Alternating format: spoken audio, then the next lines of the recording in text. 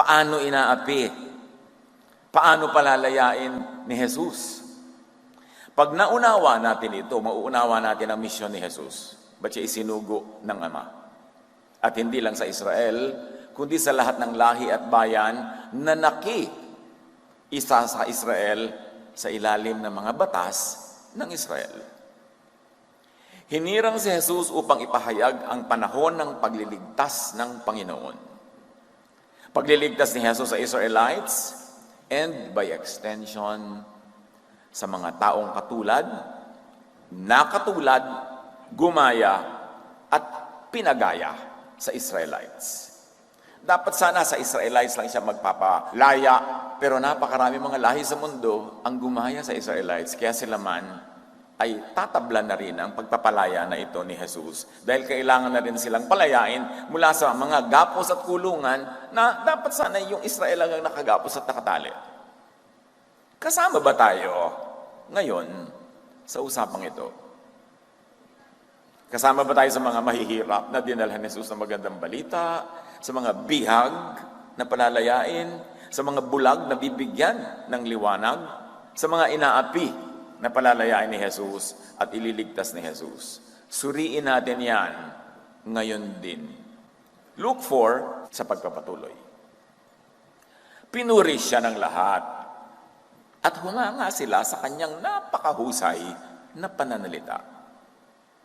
Hindi ba ito ang anak ni Jose? Tanong nila.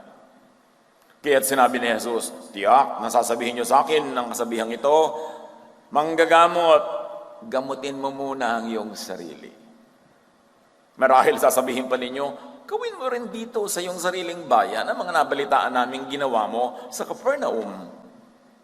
Tandaan ninyo, walang propetang kinilala sa kanyang sariling bayan.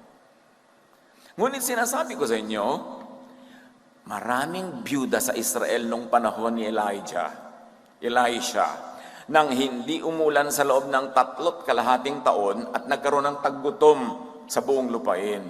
Subalit, hindi pinapunta si Elisha sa kanino man sa kanilang mga balo sa Israel, kundi sa isang byuda sa Sarepta sa lupain ng Sidon. In other words, ano sabi ni Jesus sa kanila? Ang audience niya, Israelites, mga hardcore Israelites. Sabi niya, ang pinagpala nung panahon ng tagutom ay hindi Israelite, kundi isang Gentile, isang non-Israelite. Shocker, ang sinabi ni Jesus. Bagamat totoo yun, alam natin. Sa books of Elisha, sa Elijah, nandun yung kwento. At itinuloy pa ni Jesus before a very Jewish audience. Sa dinami-rami ng mga maiketong sa Israel nung panahon ni Elisha, wala ni isa mang pinagaling at nilinis maliban kay Naaman na isang taga-Syria, hindi taga-Israel. So anong sinasabi ni Jesus sa kanyang audience? Ang pinagpala ng Diyos Ama sa langit ay hindi Israelite, kundi isang Gentile, isang non-Israelite. At remember, ipinakadiin-diin ng writer that Jesus was full of the Holy Spirit. In other words, ang sinasabi niya, bagamat salungat sa gustong marinig ng mga Israelita, ito ay nagmula sa kapangyarihan, mula sa kaitaasan, mula sa banal na Espiritu. Sinasabi ni Jesus sa mga ethnocentric Israelites, hindi kayo paborito ng Panginoon, tulad ng akala, paniniwala, katuruan at tradisyon ninyo. Mga kapatid, ito ang kauna-unahang public sermon ni Jesus sa kanyang ministry. Kauna-unahan. At ang statement niya sa Israel, hindi kayo paborito tulad ng akala nyo. This sets the tone for the ministry of Jesus to correct many mistakes of the Israelites about themselves, about their tradition, about their scriptures. Kasi yung scriptures sila ang nagsasabing sila ang paborito, sila ang nasa center of the universe, sila ang bukod tanging pinagpala. Pero dumating si Jesus full of the Holy Spirit para gibain yung napakatibay, napakatanda nilang paniniwala na yun. Inuga ni Jesus ang mga pundasyon. Tulad ng sinabi niya tungkol sa templo sa Jerusalem. Sabi niya, walang bato ni isa mang mananatili na nakapatong sa kapwa bato. Guguho ang templong yan. Hindi yan gustong marinig ng mga Israelites. Kaya nga nila pinatay si Jesus. The Holy Spirit, Jesus, deconstruct a major teaching of the Jewish scriptures about the Jews, about the Israelites. Walang handang makarinig noon, lalo noong oras na yon. Dahil sa mga ganitong paniniwala, sa very ethnocentric beliefs ninyo, kaya kayo matatawag na mahihirap. You are spiritually poor. Bulag, spiritually blind. Bihag, spiritual religious prisoners. Mga api ng religious system. At sa mga ganitong paniniwala at kalagayan, kayo ililigtas ng anak ng Diyos. Na ipinadala si Jesus upang ituwid ang liko, liwanagan ng madilim, itama ang mali. Sa pagpapatuloy, nagustuhan kaya ng mga Israelites sa narinig nila. Luke 4:14-30, sa pagpapatuloy, nagalit ang lahat ng nasa sinagoga nang marinig ito. Tulad din ng marami ngayon, pag naririnig nila ang katuruan ni Jesus at ang Espiritong Banal, na labag sa tradisyon ng Israel, labag sa nakasanayang mga doktrina, nagagalit din sila. So may mga nauna na magkakamuka ng korte ng utak. Nagalit dahil bago sa tenga, unheard of ang kanilang narinig. Salungat sa usual teachings and beliefs, at ang teaching bigla ni Jesus ay inclusive, not exclusive as the Israelites want the teachings to be. Kasi sabi niya, mga outsiders, sila nga binless. So, huwag niyo sabihin, kayo lang ang blessed dyan. Anong ginawa nila? Nitong Holy Assembly, na kanya nilang ay praise God, praise the Lord, hanga-hanga sila kay Jesus. Nagsitayo sila at itinaboy siyang palabas patungo sa gilid ng bundok na kinatatayuan ng bayan upang ihulog si Jesus sa bangin. Yun ang reception nila kay Jesus sa kauna-unahang sermon. Ngunit dumaan siya sa kalagitnaan nila at umalis. Jesus passed through the crowd. That was like a wall around him, pushing him into the ravine. Si Jesus, tutulak nila sa bangin, papatayin nila agad. Ang sinabi pa lang, hindi talaga kayo paborito, tulad ng akala nyo. Paano pag maririnig pa nila yung mga ibang sasabihin ni Jesus? Kaya nga nila pinako sa krus. Unang public preaching ni Jesus. At yan ang pamagat ng ating pag-aaral ngayon, disturbing truth. Kung inaakala natin na dumating si Jesus para pag-hele-hele ang mga tao, i-comfort-comfort, tadajing-tajing, we are wrong. Jesus brought very disturbing truths na dapat harapin, dapat i-process, isipin, pag-isipan, suriin, at i-apply. Panginoon naming Diyos, patuloy po kayong mangusap sa iyong mga anak. Patahimikin niyo po ang aming loob. Pagharian niyo kami ng inyong kapayapaan, kaliwanagan, karunungan. Mangusap kayo. Binubuksan namin ang aming isip at puso sa inyong mapagpalayang katotohanan at liwanag. May you be our speaker, our preacher, our teacher, O Father. We seek you in the name of your Son, Jesus. So, muli nating balikan ang kwentong ito. Napakahalaga ng kwentong ito. Being the first public sermon of Jesus. Ibig sabihin, yan ang napakahalaga sa kanya, yung agenda na yan. Luke 4:14-30, isa-isahin natin. Then Jesus returned to Galilee, filled with the Holy Spirit's power. Ina-emphasize yun, para walang lito na talagang galing sa Espiritu sa kaitaasan ang turo niya. Therefore, by this introduction, we expect big things. We expect the work of the Holy Spirit. Reports about him spread quickly through the whole region. He taught regularly in their synagogues and was praised by everyone. So there was acceptance at first, celebration of Jesus, before Jesus dropped the bomb and challenged traditional beliefs. Luke 4:16, when he came to the village of Nazareth, his boyhood home, he went as usual to the synagogue on the Sabbath and stood up to read the scriptures. By scriptures here, you mean tradition, authority, the box, and it was inspired and infallible as the Israelites considered them. Hindi pwedeng galawin, hindi pwedeng banggain, hindi pwedeng tibagin. At yun ang kanyang binasa. The scroll of Isaiah, the prophet, was handed to him. He unrolled the scroll and found the place where this was written. The Spirit of the Lord is upon me, for He has anointed me to bring good news to the poor.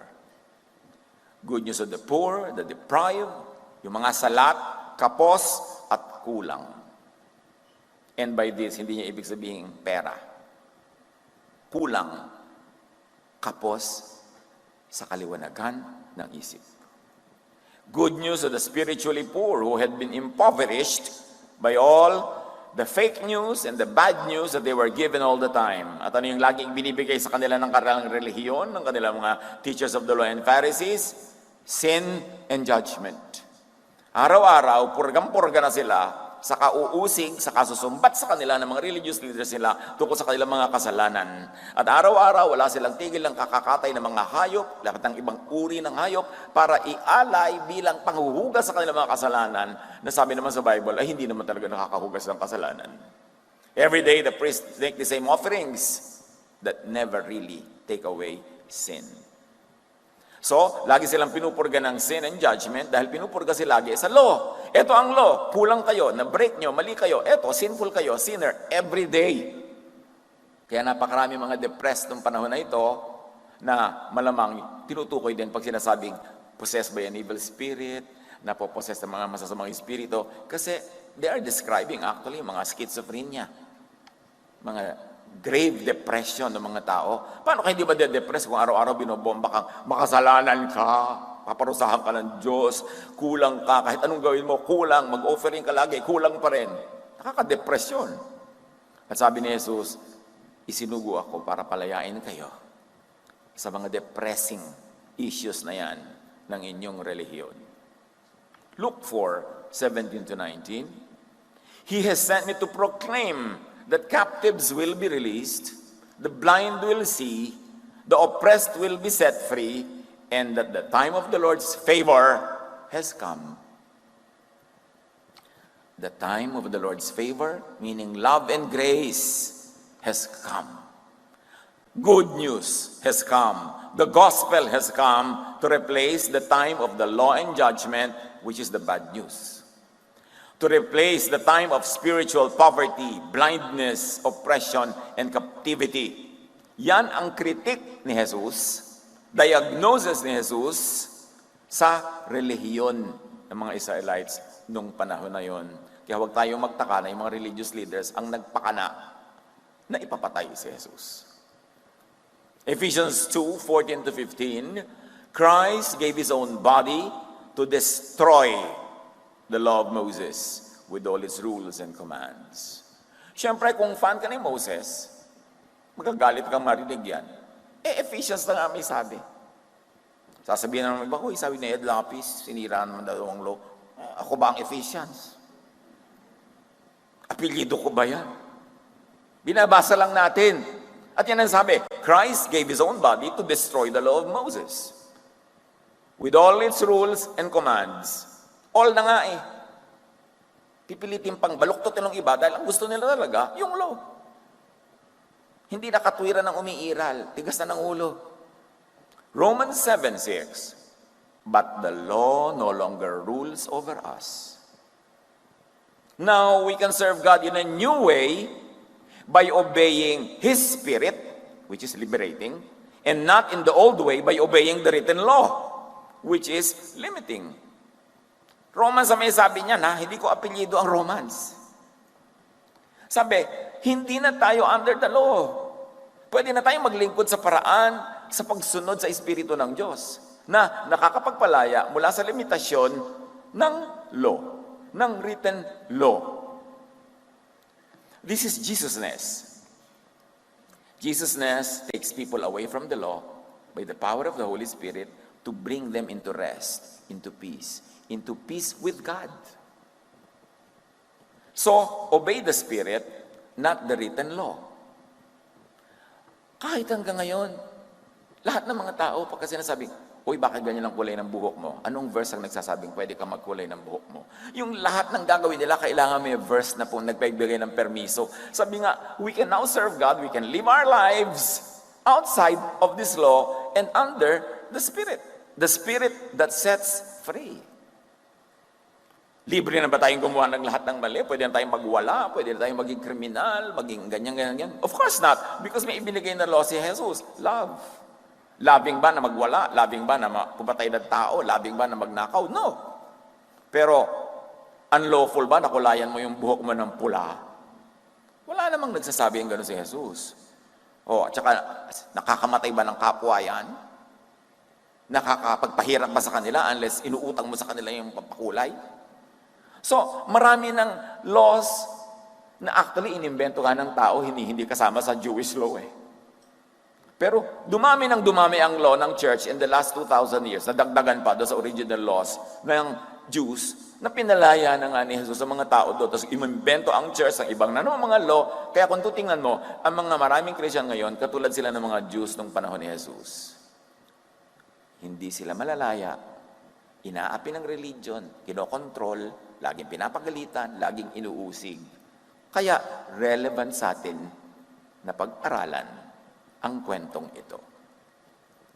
Hindi lang yan tungkol sa kanila noon, tungkol din yan sa atin ngayon. So the captives of the law will be released. The blind to God's love and grace will see. And why are they blind? They are blinded by the law. Alam niyo ba na nakakabulag yung sobrang dedication to Old Testament laws? 2 Corinthians 3, 15 to 17. Eto na naman hindi Corinthians ang apelyido ko. Corinthians ang may sabi niya. When the law of Moses is read, they have their minds covered over with a covering that is removed only for those who turn to the Lord. Yan daw mga fans ng law, tuwing nagbabasa sila ng law, tuwing lagi nilang law ang utak nila, laman ng utak nila, teaching nila, ng bibig nila, nabubulag sila. Natatakpan ang kanilang mata, natatakpan ang kanilang katwiran, at natatanggalan ang talokbong na yon kung sila ay susunod kay Jesus.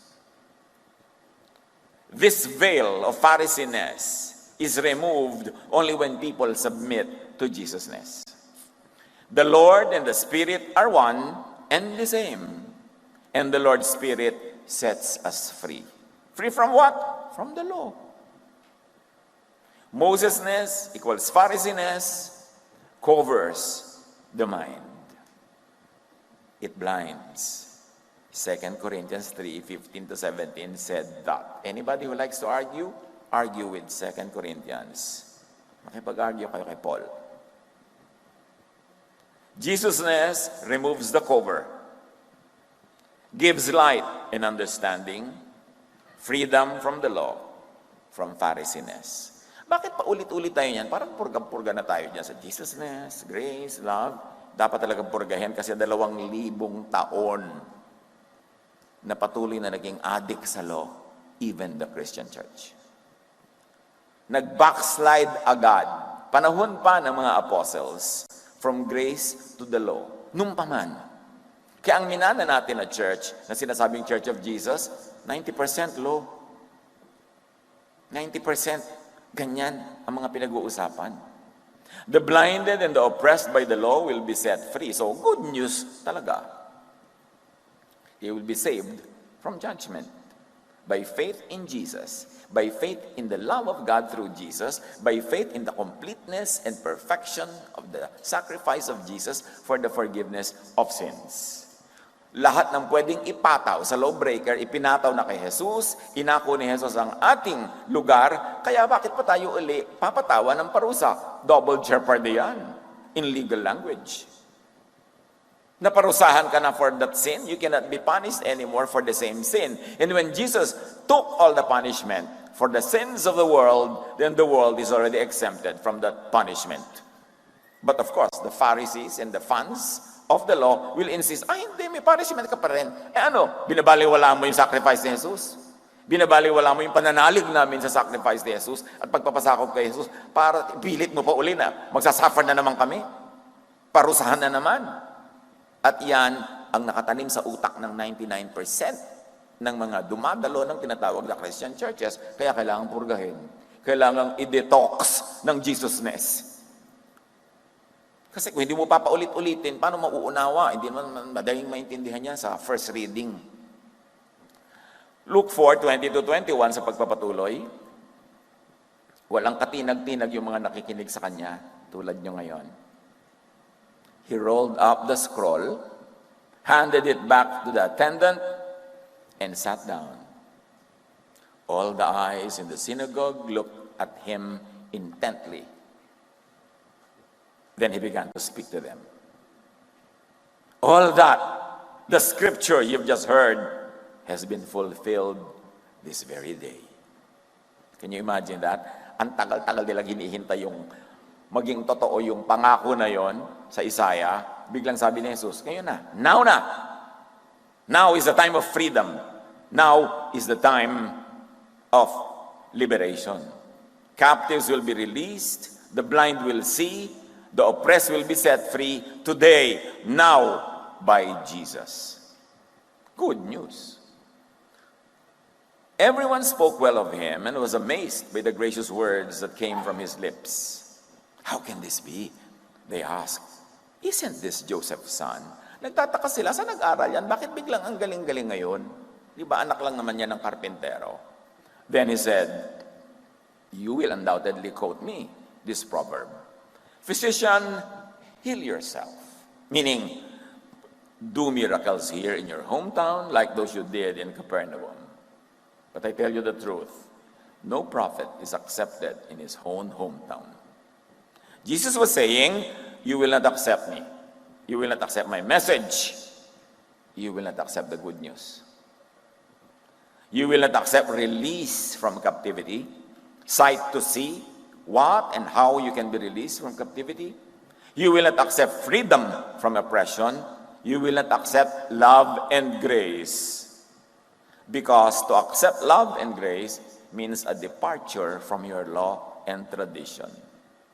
Why will you not accept? Because you will insist on the law and your Jewish scriptures and tradition. Sinabi na ni Jesus, puri-puri kayo dyan, hindi nyo ito tatanggapin. At para idiin pa kung anong ibig niyan sabihin, sabi niya, certainly there were many needy widows in Israel in Elijah's time. When the heavens were closed for 3.5 years, and the severe famine devastated the land. Yet, Elijah was not sent to any of them. He was sent instead to a foreigner, a widow of Sarephath in the land of Sidon. So niya, dinami-rami ng biyudang nagugutom sa Israel noong panahon ng taggutom, walang ipinabless ang Diyos sa langit na Israelitang balo. Pinapunta siya sa non-Israelite, sa Sidon. Doon, malaking himala ang naganap. Yahweh, God of the Israelites, sent Elijah to bless a Gentile, a non-Israelite. And let me emphasize, this was Jesus' first sermon. Your belief that you are special to Yahweh, that you are in the center of the universe, was disproven. Your traditional reading, understanding, interpretation, and application of Scripture was proven wrong by Yahweh mismo. At noon pa, naganap yung mga himalang yan. Hindi lang ngayon. Binabalikan lang natin kung baga ay sinabi ni Jesus. Mali ang pagkabasa, pagkaunawa, interpretation at application nyo sa Scriptures. Yan ang sinasabi ni Jesus. Mali ang alam nyo at pagkakakilala kay Yahweh at mali ang pagpapakilala nyo sa Kanya. Puro kayo ang pinapakilala nyo tungkol sa Diyos ay bagsik, galit, higanti, palo, discipline. Yan ang lagi nyo itinuturo sa mga tao kaya puro takot sila. Mali ang akala nyo tungkol sa inyong mga sarili. This is blindness Blindness is prison, and prison is poverty. Yan ang inyong mga maling akala. Hindi lang kayo ang anak at mahal ng Diyos. Hindi laging tama ang pangunawa nyo. Yan ang truth that sets free. Yung matanggap mong hindi laging tama ang pangunawa mo. Hindi laging tama ang iyong nakasanayan at hindi laging tama ang iyong tradisyon. Yan ang truth that should set free from cages of limiting truths. Pero para lumaya, dapat lumabas sa kahon ng traditional truth. Magbago ng isip. Mag-grow ang isip. At actually, yan yung unsaid sa message ni Jesus. Magbago kayo ng pag-iisip. Magbukas kayo ng mata. Maghunos dili kayo. Magpalit kayo ng paraan ng pag-iisip. Kaya sabi sa Romans 12:2, let God change the way you think. So yung ayaw na magbago ng isip, ayaw na magpalit ng dati niyang iniisip, hindi yun mababago ng Diyos. Kasi pag nagpabago tayo sa paraan ng pag-iisip, doon palang magbabago ang lahat ng kasunod sa ating buhay. Sinala ni Jesus, through His truth, through the Jesus filter, ang isang major belief ng mga Israelites. Isa lang yun, na sila ay paborito. Anong mga established beliefs natin ngayon ang pwedeng mali rin? Nakasanayan din natin dinig. Kaya inisip na natin yun na ang truth at hindi na yung pwedeng palitan, permanent na. Anong mga established beliefs din natin ang dapat ipa-review at ipasuri kay Jesus? Dapat salain sa Jesus filter. Anong Pharisees ngayon ang dapat salain sa Jesusness? Whenever we say Pharisees, it means being so stuck to the law, stuck to the legal interpretation and the legal application of the law, kahit ito ay very unloving, cruel, and ungodly na. Luke 4:27, and many in Israel, sa pagpapatuloy ni Jesus, had leprosy in the time of the prophet Elisha. The only one healed was Naaman, a Syrian, a non-Israelite. So dinagdagan pa ni Jesus ng halimbawa, ipinakadiin-diin pa ni Jesus ang mensahe, mali kayo, Israelites. It's a very disturbing truth. Mga kapatid, lahat ng katotohanan na makakapagpabago ng isip to a next level of growth ay laging disturbing. Ang katotohanan ay laging disturbing. Kasi dapat kaukawin ka, kailangan kalugin ka para magising ka mula sa iyong pagkakagupiling. You have to arise from your stupor and go to the next level of consciousness. And going to a higher level of consciousness entails leaving your nakasanayan comfort zone. So disturbing yon. At pagka-disturbing, ang akala agad ng iba, heresy. All major truths were heresies at first. Ano ba ibig sabihin ng heresy? Paglabas ka lang sa traditionally accepted truth. Hindi ibig sabihin ng heresy, wrong. Ibig sabihin lang, lumabas sa traditional definition of what truth is. Katulad nung si Galileo, katulad ng mga ibang mga scientists, nakulong yung mga yan dahil lang sinabi nila may gravity. May nagsabi, the earth is round. Ang turo ng church, flat. Ikinulong. Later on, sabi ng church, ay, excuse me, tama pala siya. Bilog nga pala ang earth. Sorry na lang, nakulong siya. Yun ang mga heresies. Hindi ko ibig sabihin pag heresy, wrong na agad.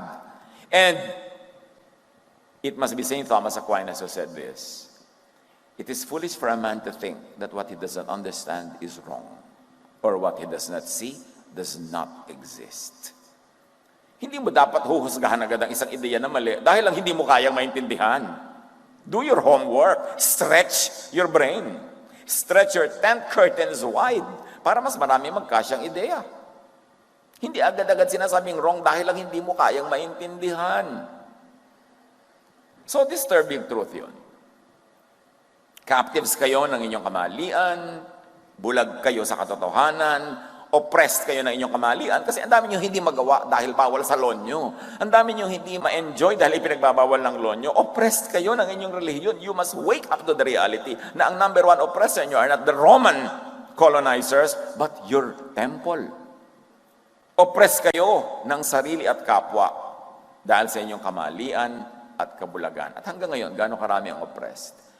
Alam niyo kung bakit ganito na lang yung dibdib ko tungkol sa oppression na yan? Ang sangkaterba kong mga pamangkin sa Facebook, mga followers, nagpi-PM sa akin yan. They're telling me what's happening to them, what's happening in their churches, what's happening to their life. At napakaraming sobrang na-oppress dahil sa law na ini-implement ng mga churches nila.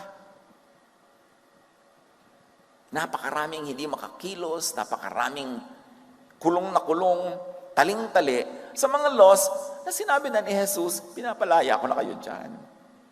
Laws that were already destroyed by Jesus long ago, ini-implement pa rin ngayon. One of the reasons why bakit tayo merong palayo na day by day Jesus ministries at bakit hindi laging Christian ministries? Kasi yung word na Christian, sa katagalan, nandun pa uli yung mga law, nandun pa uli yung mga Pharisees, nandun na naman lahat yung makalaban ni Jesus under the category Christian. Kaya sinasala natin yung pure na lang na Jesusness in Christianity, ang gusto natin bigyan ng focus.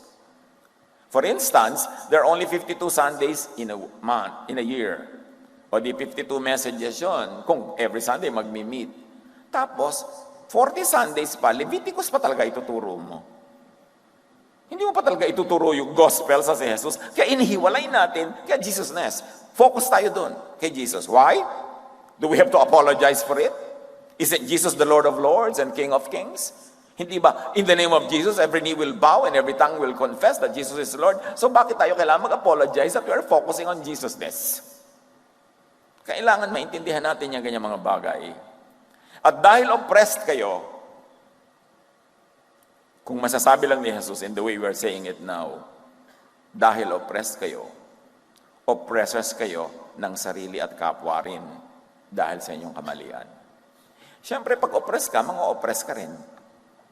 Ipapasa mo yung burden sa iba. At tulad ng sinabi ni Jesus, but you will not accept me and my message.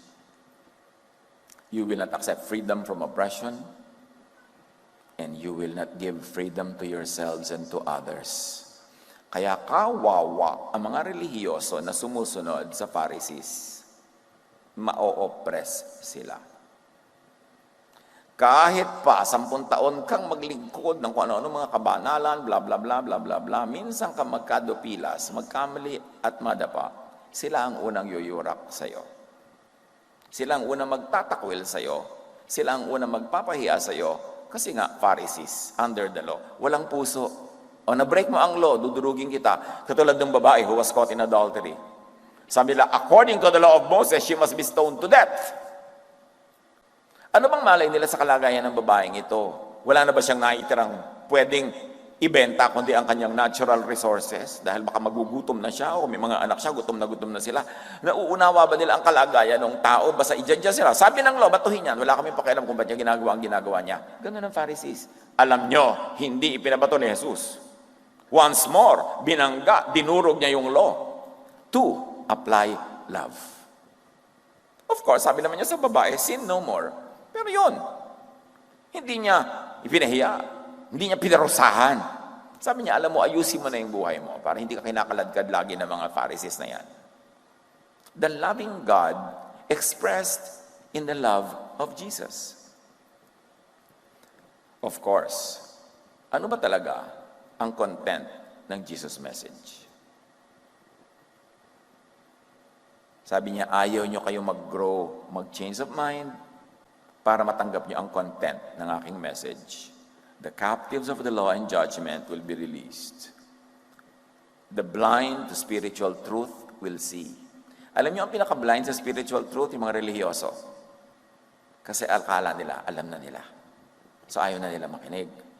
The oppressed by the law and the teachers of the law and Pharisees, by the religious system, will be set free by Jesus. Now na, sabi niya, today, this that is written has happened. My first message is about this. This will continue all throughout my ministry. You will be released from your spiritual ignorance. You will have to be shaken and disturbed so that you will change your mind. The prisoners of Pharisees will be set free by Jesusness. Luke 4:28. When they heard this, the people in the synagogue were furious. The hearers raged because they heard a message outside of the box. Out of the box. Out of their usual reading and interpretation of Scripture, outside of their theology and tradition. At maraming ganyan din ngayon. Oras na itinuro mo, kahit si Jesus ang may turo, kahit galing sa Gospels, kahit sinabi ng the Holy Spirit, pagka bumabangga sa tradition, sa law, ire-reject ka pa rin. What Jesus taught challenged their traditional beliefs, required them to rethink their carved-in-stone theology. What Jesus taught was new, out of the box, but it need not be wrong. What Jesus taught was kabaligtaran of what they had always thought they have known. What Jesus taught required them to change their minds and fine-tune their beliefs. So, what Jesus taught disturbed them. At ano ang response nila sa challenge na yun to their mind and to their belief? Violence, murder. Yan ang alam ng Pharisees. Gusto nilang patayin si Jesus, nagsisimula pa lang yung ministry. Pag talagang pinakinggan, pinag-aralan, at inunawa ang mga out-of-the-box teachings ni Jesus, ano-ano ang challenges to our traditional beliefs? Mag-isip tayo mga kapatid. Mag-isip tayo. Marami sa atin, para ma-born again, para maka-join ng tinatawag na born-again churches, para maging Bible-based, marami sa atin umalis sa mga dating traditional religions natin. We paid a very high price. Nilagot natin ang mga koneksyon natin sa marami nating kaibigan at kamag-anak na hindi approve sa ginawa nating religious decision. May mga nilagot pa ang mga relasyon nila sa mga nobyo, kung kani-kanino, dahil yun ang hinihingi ng bago nilang born-again faith. At syempre, dumami ang mga ino-offer mo. Dati, barya-barya lang inuhulog mo sa dumadaang bulsa. Ngayon, talagang title offer yun, di ba? Lumaki ang gastos. Lumaki ang sacrifice. Tanong, sulit ba? Sulit ba? Sa napakaraming nakipagkasira sa mga sarili nila mga kaibigan at kamag-anak, sa napakaraming mga seremonya sa mga simbahang inalisan na natin nung araw na hindi tayo umaaten kahit hindi libing sarili nating lola dahil ipinagbabawal ng mga Pharisees sa church natin. Sa dami ng mga kasal ng mga pinsa't kababata natin, hindi tayo dumalo dahil gagawin sa isang templong hindi na yun ang church natin ngayon. Sulit ba ang lahat ng yan? O napailalim lang tayo sa panibagong mga pahirap dahil ang mga naging amo mo ngayon, mga verse-throwing Pharisees, na hindi pa pahalagahan anumang katapatan mo at paglilingkod. Pag nagkamali ka, tatapakan ka. Sulit ba talaga? Ano-ano ang challenges to our traditional beliefs? Pagka hindi ka napunta kay Jesus, napunta ka sa Pharisees, sayang lang lahat. Of course, hindi sayang na nakakilala ka sa Panginoon, tumanggap ka sa Kanya ng kaligtasan, ng pagliligtas niya. Pero yung iba, outside of that, sulit ba? Maraming carry-over traditions and teachings from the Old Testament and even the New Testament times, plus invented teachings and traditions of the church in the last 2,000 years, ang un-Jesus. Kaya kailangan suriin. Ang daming policies na, anong kinalaman ni Jesus dyan? Anong kinalaman ni Jesus sa haba ng aking palda, sa isusuot ko? Anong kinalaman ni Jesus? Pati nga yung pagkain ng mga pinagbabawal ng mga Diyos o ng mga dugo ko, ano sinabi ni Jesus, it's not important what gets into the mouth, but what gets out of it. Pati yung sinabi ni Jesus na Sabbath was made for man, not man for the Sabbath. Ibig sabihin, ipagpahinga mo, enjoyin mo. Tapos uubusin ng born-again church mo mula umaga hanggang gabi yung buong Sabbath day, wala kang rest. Sulit ba? Ano-ano ang carved-in-stone theologies na kailangang i-rethink, i-review? Christian ba talaga ay ibig sabihin ay into Jesus or into Jesus and everyone else? Kaya nakakalito. Ano ang madidiscover na new, out-of-the-box realities? Ano ang mga kabaligtaran of what we always had known? Ano ang nag-uutos ng change of mind and fine-tuning of our beliefs?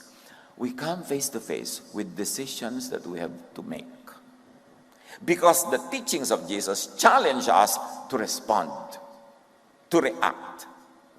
Hindi pwedeng narinig mo, tas tuloy din ang lahat.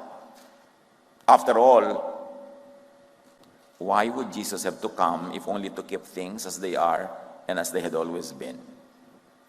Kung yung lahat ng tradisyon ng Israel, mga batas, mga tradisyon, itutuloy lang pala lahat, wala namang iibahin.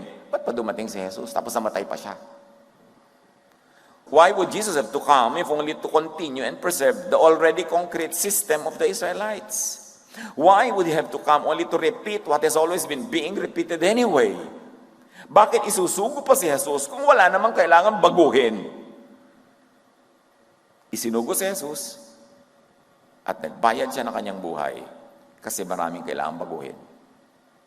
Yung ayaw ng pagbabago sa pagsunod sa katuruan ni Jesus, sinasayang ang pagdating ni Jesus at ang kanyang pagbabayad ng kanyang sariling dugo at buhay para baguhin ang mga bagay-bagay. Bakit pa nagkaroon ng New Covenant and New Testament kung wala naman palang iibahin sa Old Covenant and Old Testament? Bakit pa? Bakit pa nagkaroon ng New Covenant kung hindi naman papalitan ng Old Covenant by the new one? O paghahaluin sila samantalang ang daming magkakabangga at magkakasalungat na mga ideya?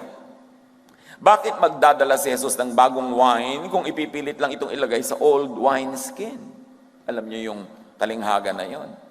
Bakit magdadala si Jesus ng bagong katuruan kung ipipilit lang itong iswak sa old wine? No, nagdala si Jesus ng bagong katuruan, dapat tayo magbago ng shape ng utak natin para pumasok at magkasya yon. Hindi dapat panigasan yung dati na. Mark 2:22-24, sabi ni Jesus, no one pours new wine into old wine skins. The wine would swell and burst the old skins. Then the wine would be lost and the skins would be ruined. New wine must be put into new wineskins. Simpleng-simple, ang bagong katuruan ay dapat tanggapin at ilagay sa bagong utak. Jesus came exactly to bring the truth, change the theology, show the true way and system, to give life and bring and give the kingdom of God to people. Away from the temple, away from the law. Pag sinuri nyo yung buong panorama ng Gospels, yun ang message. Huwag kayong magfo-focus lang sa isang verse tapos you will kill and die for it already without relating it to all the other verses that talk about the same thing. Kasi dapat isama nyo lahat sa brew and you get the median. Doon kayo sa middle of the road kung gusto nyo very safe. Huwag kayong gumagawa ng very extremist interpretations and applications kasi ang daming verses na iba-iba ang shade of meaning at iba-iba ang shade of attack on the same topic. Put them all together in your mind. Huwag kayong maging isang verse lang tapos yun na, wala na kayong ibang papakinggan. Kasi in favor yon sa gusto nyong stand. Dapat bukas ang isip. Luke 4:18, the Spirit of the Lord is upon me, for He has anointed me to bring good news to the poor. The good news of God's love and grace to overcome the bad news of the law and judgment.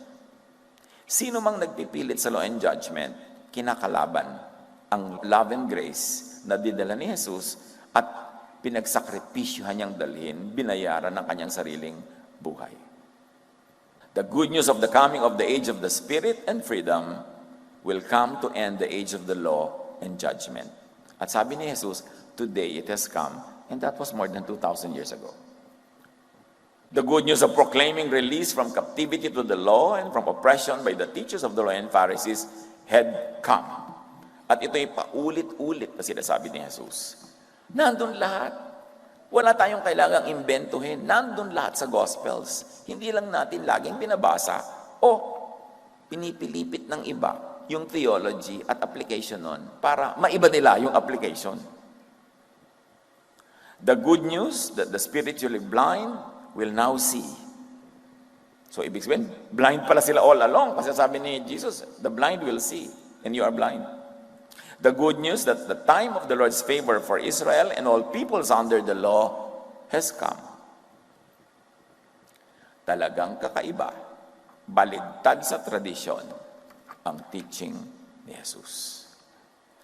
Jesus came to fulfill the law not by simply repeating it as is, but by reinterpreting, updating, modifying, changing, and even destroying it according to what we have already read. Yung iba kasi isasapilit nila, but Jesus came to fulfill the law. Yes, He did. But He fulfilled it by reinterpreting, by updating, modifying, changing, and even destroying it. Hindi niya ni-repeat verbatim as is. Kasi kung uulitin lang niya verbatim as is, ba't pa siya dumating? Nandun na yung scripture. Nandun na yung scripture ng mga Jew. It was imperative that the hard-headed, blind, dogmatic Israelites change their minds and beliefs. And it applies to all of us who profess faith in Christ, but actually are still trapped in the law. And trapping everyone else in the law. Kaya pag may mga magmi-mission, magfa-fundraising, susulat sa akin, ganyan, supportahan niyo po kami, magmi-mission kami sa Cambodia, magmi-mission kami sa mga South Asian nations. Sabi ko, bakit yung gagawin? Kasi po yan ang Great Commission ni Jesus eh. Sabi ko, ano ba sabi ng Great Commission? Sabi ni Jesus, go to all the nations and teach them everything I have commanded you. Magmi-mission kayo. Yung mga komanda ni Jesus ang ituturo nyo, o baka komanda naman ng mga Pharisees, command ni Moses, command ng kung sino-sino. Sayang ang pera. Itatali nyo lang yung mga taong yun sa law na pinawalan ni Jesus yung mga original recipients. Ngayon, may bagong talian pa. Tagal-tagal na lumipas. So, yung Great Commission na yan, tiyakin nyo lang Pag sinasabing, go to the nations, kaninong turo ang dadalhin? Dapat malinaw. Jesus introduced His new teaching by challenging one old belief. At yan ang pinag-aaralan natin ngayon. Springboard lang yan. Hindi naman dyan nag-focus lang si Jesus. Yan lang yung unang sample. That the Israelites were God's favorite people. Kasi very established yung truth na yun among the Israelites. Yun ang unang-unang binangga ni Jesus at dinurog. He began with this particular belief, then would progressively dismantle Israel's other more towering doctrines, especially on and about the law. Pag binasa mo tuloy-tuloy yung gospel, ang dami pa niyang dudurugin, babanggain, aayusin, ire-revise. Pero minentain at kinip ni Jesus lahat ng laws na loving ang application. Hindi niya yun sinira. Kasi consistent yon with the teaching of the Father in heaven na pinadala sa Kanya to love. Jesus brings disturbing truth. Truth that demands reaction and action. Therefore, Jesus brought divisive truth. Bakit divisive? Romans 7:4-6. The law no longer rules over us. Now we can serve God in a new way by obeying the Spirit, which is freedom, and not in the old way by obeying the written law, which is limitation. No? Ang may sabi dyan si Paul, baka sabihin nyo na naman, sabi ko yan. Romans 7, hindi ako po ang may sulat niyan. Ang sinulat ko lang ay siksik, liglig, umaapaw. Hindi Romans. At sabi niya, not in the old way by obeying the written law. Kalinaw-linaw. Freedom from the confines and limits of the law, to go out of the box of the law, to obey the Spirit outside of the written law. Namnamin nyo to obey the Spirit outside of the written law. In other words, maraming dadalin ang spiritong katuruan na walang basis sa written law. Kaya hindi mo pwede sabihin, hindi pwede yan kasi wala yan sa written law. Outside. To do without necessitating permission by and from the written scriptures.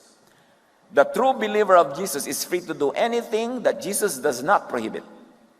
Kaya huwag kayong humanap na, saan verse po ba pwede kong basihan na tamang magluto ng adobo? Wala kang makikita nun.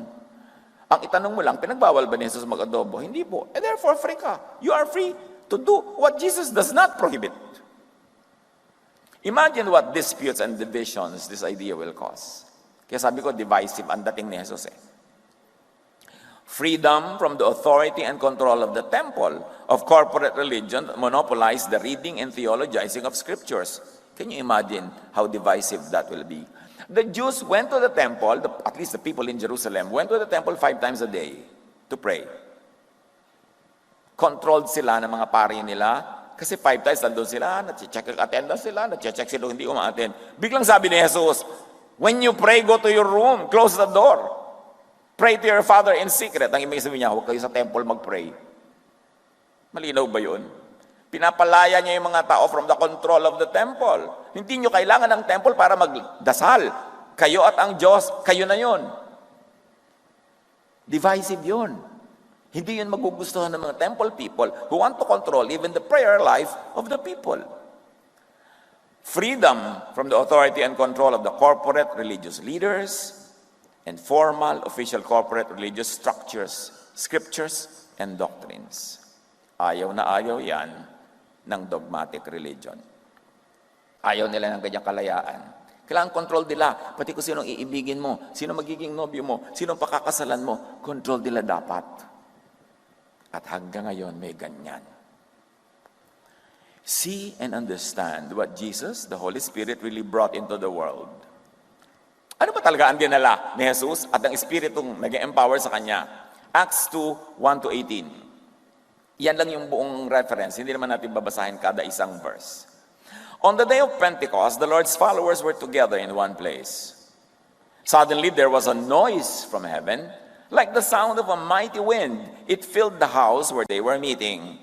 They were not meeting in the temple, they were meeting in a house, sambahay. At dumating doon ang Espiritong Banal. Ibig sabihin, sa mga bahay nyo, imimit kayo ng Espiritu, hindi kailangan nasa mga templong bato. Then they saw what looked like fiery tongues moving in all directions, and a tongue came and settled on each person there. May mga mumunting apoy na parang mga dila na naglanding sa bawat ulo ng naroon. The Holy Spirit took control of everyone, away from the control of set tradition, parenthesis mine. And they began speaking whatever languages the Spirit led them to speak. Peter stood and spoke in a loud and clear voice to the crowd. This is what God told the prophet Joel to say. Sabi niya, ang nangyayaring ito na pagdating ng Espiritong Banal sa bawat isa, ito ang sinabi ni Joel noong paman na magaganap at ngayon naganap. When the last days come, meaning the last days not of the planet, but of the temple, the law, the confinement to written scriptures. Pag nadidinig nyo yung last day, hindi yung last day ng planet. Pag sinabing end of the age, hindi end of the planet, end of the age of the law, end of the age of the temple, end of the age of the Pharisees. Hindi planeta ang magwawakas. I will give my Spirit to everyone. Can you imagine this? God will give the Spirit to everyone. Labas sa exclusive domain ng religious leaders. Sanay kasi tayong basahin to, pero kung nung panahon na yan, mo yan narinig, sobrang shocking. You mean hindi lang yung mga official prophets and priests? Kahit sino, magkakaroon ng Holy Spirit. Your sons and daughters will prophesy. So outside of your set, written and immovable scriptures. Kasi pag nag-prophesy, ibig sabihin, hindi yun laman ng scripture. Bagong ideya yun. At daughters, kasama na ha, hindi lang sons. Malaking pagbabago yun, shocker yun. Hanggang ngayon, marami pang Christian churches ayaw pagsalitain ng babae. Sinabi na dito, ito sinasabi ni Joel, darating ang panahon. Tuturuan ang lahat, magtuturo ang lahat, bibigyan ng gift. Babae at lalaki man, sons and daughters. Your young men will see visions. Your old men will have dreams. In those days, I will give my Spirit to my servants, meaning not to your priests and teachers of the law and Pharisees. It will be given to ordinary people. Both men and women. Saan kinukuha yung bawal ang women? Sinabi na, Holy Spirit ang supreme authority on teaching. Pinrophesy na ni Joel. Both men and women will prophesy, meaning will teach, will preach. Tapos, binabawalan ng iba. Kasi sabi ng ibang disciples, bawal ang women. So, kasi ba talagang dapat mong pakinggan? Yung mga disciples o si Jesus at ang Holy Spirit? Kaya nga, ginagawa natin Jesus Ministries. Kasi sa Christian Ministries, lahat ng mga ibang teacher, nandun din, bida rin. Kaya kailangan mo salain kung alin ang bibigyan mo ng halaga at diin. At sabi, and they will prophesy. You know what? Jesus shocks. Shocker talaga yan nung unang marinig. Tapos sabi pa niya sa Matthew 18:20, whenever 2 or 3 of you come together in my name, or as my followers, I am there with you. So sabi niya, kung may dalawa sa inyo, nagkakasundo, naniniwala kayo sa akin, and you come together, you want to sing, you want to worship, you want to study together, kasama niyo ako, may church, kahit wala sa temple. Kahit hindi authorized mga kung sino-sinong bishop dyan, kahit hindi authorized sa mga religious leaders at mga kung ano-ano, sabi niya, pag nandyan kayo, 2 o more, naniniwala sa akin, nandun ako, kasama niyo ako, may church. Di ba syakar yun? Nawawala ng control yung mga religious systems. The body of believers, the church will be released from the franchise of the temple and big religion, from authority, from exclusivity. Kasi ang gusto niya mga dogmatic people, exclusive. Tayo lang ang ligtas, tayo lang ang mahal ng Diyos, tayo lang ang pakakasalan ni Jesus, tayo lang, iba puwera. No? Sabi niya, pag may 2 or 3, nandyan ako. Hindi niyo kailangan ng authorization from your fellow humans. Nandyan ako. Nandyan ang Holy Spirit. Imagine what disputes and division this teaching will cause. Romans 6:14, sin will no longer be your master. For you will no longer live under the requirements of the law. Instead, you live under the freedom of God's grace. Pag sinabing sin will no longer be your master, hindi lang ibig sabihin na hindi ka na magkakasala. In fact, hindi yun ang ibig sabihin nun. Kundi, hindi ka na laging ma-oppress with the fear, with the issue, with the topic of sin. Marami pang ibang dapat pag-usapan at gawin sa buhay. Hindi laging mag-usigan, magparusahan, magbatuhan. Imagine what disputes and division this will cause. Sin should no longer be the issue and the topic. Hindi ibig sabihin, mag-sin ka. Maling application yon. Ibig sabihin, huwag lagi niya nang isipin mo. Focus on God's love, on God's goodness. Do what you can to do what you can do best. Avoid mistakes, but you cannot avoid 100% of the time. So pag may mistake ka, charge it to the love of God, charge it to Christ, Jesus. Don't abuse it. Huwag kang mabuhay intentionally sa kasalanan. Just do your best and leave the rest to Jesus, to God's grace. Yun ang ibig sabihin nun. Minamali naman ng iba, akala nila pag nagtuturo ng grace, ibig sabihin, sige, humarurot ka, maglakad kang hubad sa mundong ibabaw, at gawin mo lahat ang kabalbalan sa mundo. Sobra namang pagtutwist yun ng teaching. Romans 6:14, don't let sin keep ruling your lives. You are ruled by God's undeserved grace and not by the law.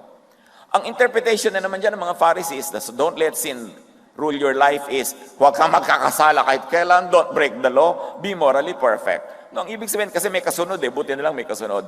You are ruled by God's undeserved grace and not by the law.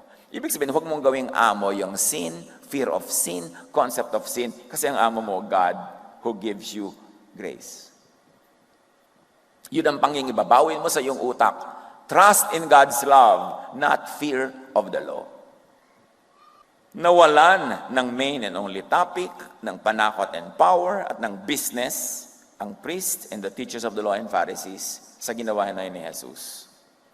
Kaya nakita nyo ang unang ginawa ni Jesus na public sermon, yung pinag-uusapan natin ngayon, ang next big thing niya talagang ginawa, nung nagpunta siya sa temple sa Jerusalem, sinalubog siya ng mga tao ng mga dahon, mga bulaklak, mga tela, inilatag sa lupa, kasi sinasalubong nila Jesus as a coming king. So you'd expect something very, very big na gagawin niya dahil dire-diretso siyang pumupunta sa temple. Anong ginawa niya doon? Pinalayas niya yung mga nagtitinda ng mga hayop na kinakatay for the forgiveness of sins. So again, tinanggalan niya ng business yung temple. Tinanggalan niya ng sobrang pananalig sa dugo ng mga hayop at sa sobrang takot sa kasalanan, at dahil doon, bigay sila ng bigay ng offering. Ang laki ng budget ng mga pamilya noon, napupunta sa offering.